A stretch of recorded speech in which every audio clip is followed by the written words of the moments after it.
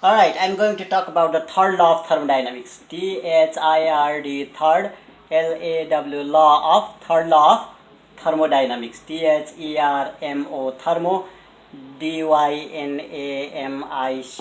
third law of thermodynamics. So what the third law of thermodynamics says is it talks about the entropy.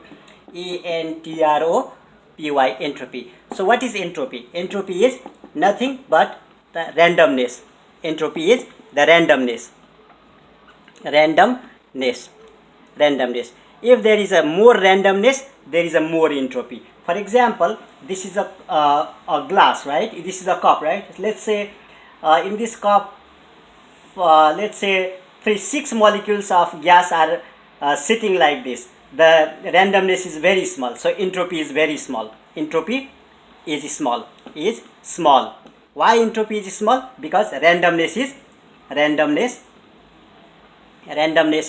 very small. When randomness is small, entropy is small. Entropy is very small here. Now what happens if these molecules are distributed like this? See here, the molecules are distributed more randomly here. Now these molecules are distributed more randomly. So here is more randomness. More randomness, NESS, more randomness, meaning that this has more entropy. So now let's talk about the third law of thermodynamics. What happens to the entropy when we cool the substance? Let's say here is a substance that is cooled. This is a substance that is cooled. So this is a, let's say this is at 25 degrees centigrade, and we start to cool it.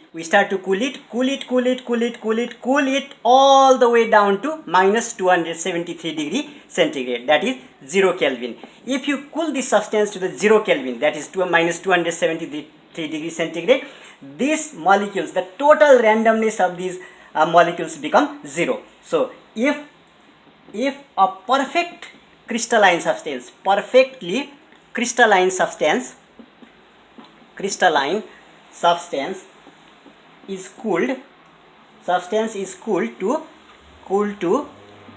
minus 273 degree centigrade, that is 0 Kelvin, the entropy of this substance become 0. Entropy becomes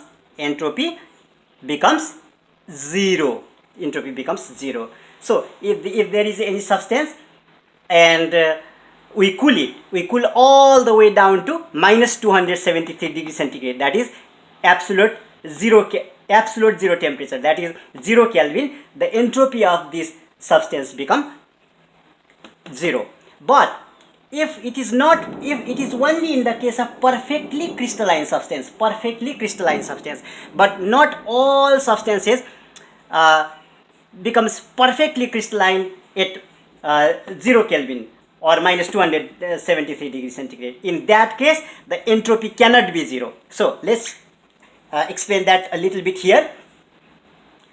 Suppose we have a carbon monoxide gas. This is a carbon monoxide gas, alright? So there is a lot of carbon monoxide.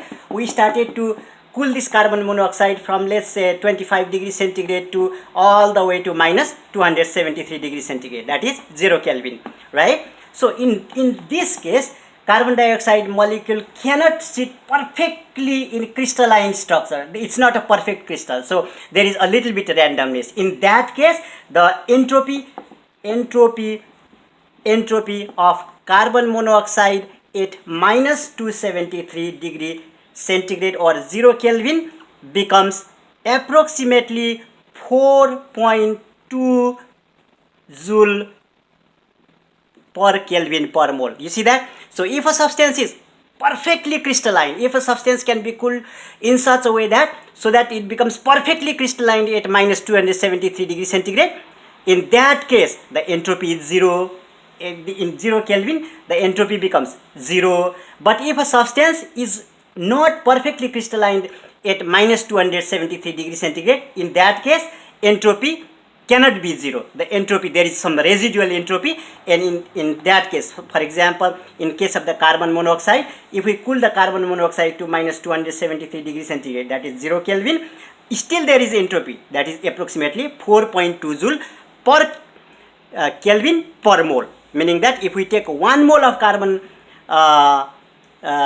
monoxide and we cool to minus 273 degrees centigrade and measure the entropy, and still we have a 4.2 joule of entropy. See that? So if a substance is perfectly crystalline and if we cool it to minus 273 degrees centigrade, it has zero entropy. But if a substance is cooled which doesn't give perfect crystalline, it doesn't give the zero entropy. So for example, in case of the carbon monoxide, even at 0 Kelvin, that is minus 273 degrees centigrade, entropy is still 4.2 joule per Kelvin per mole.